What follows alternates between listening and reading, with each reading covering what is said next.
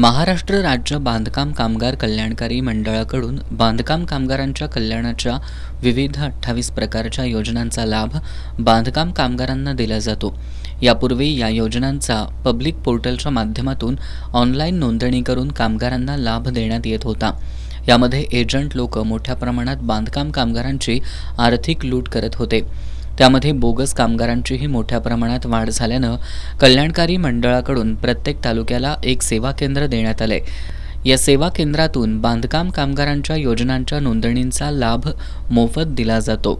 कोल्हापूर जिल्ह्यामध्ये 3 लाखाहून अधिक बांधकाम कामगार आहेत, तर राधानगरी तालुक्यामध्ये 50,000हून अधिक नोंदित बांधकाम कामगार आहेत। राधानगरी तालुक्यासाठी राधानगरी बस स्थानकाजवळ सेवा केंद्र आहे।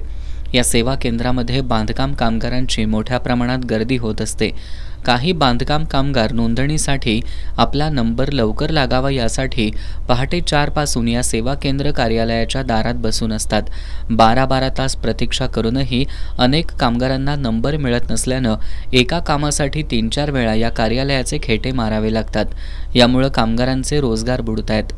रात्री 3 वाजल्यापासून आणि आधी नंबर लावून घरातली जाते आणि नंतर बायका जातात आणि एकेकाचा 5-6 नंबर आधी ठेवून जातात आणि मागणं नंतर आले आधी आम्ही लावून गेलो, मग नंतर आलेले आधी येऊन का उपयोग मग आमचा। आम्ही सकाळपासून या ऑफिसला आलो आहे, 60 किलोमीटरवरून भुदरगड तालुक्यातून इथं आलो आहे, पण आमचा काय नंबरच लागलेला नाही कामासाठी आणि आमची जेवणाची काही सोय नाही आणि आमची लय गैरसोय झालेली आहे आणि सरकारनं आमची सोय चांगली करावी ही इच्छा आहे।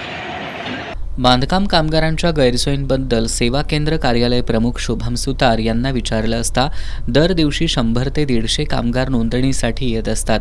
नंबरप्रमाणे कामगारांची नोंदणी करत असल्यानं नंबर लवकर लागावा यासाठी पहाटेपासूनच लोक रांगा लावतात। दिवसभरात 50 कामगारांची नोंदणी होते। डेटा ऑपरेटर 3, हेल्पर 1 आणि इन्चार्ज 1 असे कर्मचारी कार्यरत आहेत।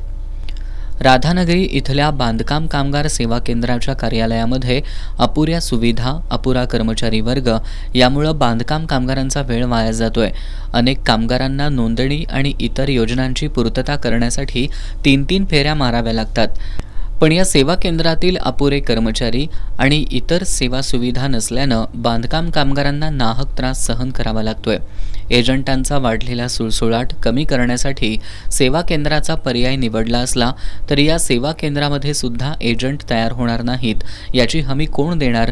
शासन बांधकाम कामगारांच्या संख्येनुसार प्रत्येक तालुक्याला मनुष्यबळ उपलब्ध करून देऊन बांधकाम कामगारांच्या कल्याणाच्या योजना राबवण्यात यशस्वी होणार का? एजंटांकडून होणारी कामगारांची लूट आता तरी थांबणार का? असे प्रश्न अनुत्तरितच राहत आहेत। एस न्यूजसाठी नामदेव कुसाळे, राधानगरी।